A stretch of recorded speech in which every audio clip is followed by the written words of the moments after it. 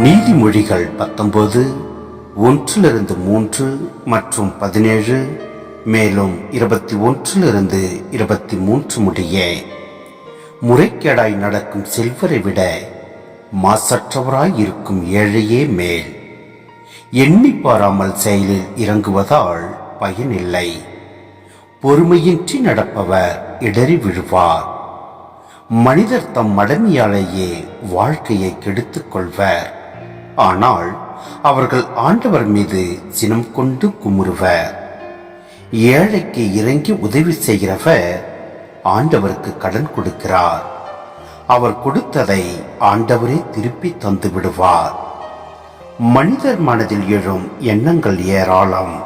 ஆனால் ஆண்டவரது திட்டமே நிலைத்து நிற்கும். நற்பண்பாளர் வாக்கு பிழாமையை நாடுவர்.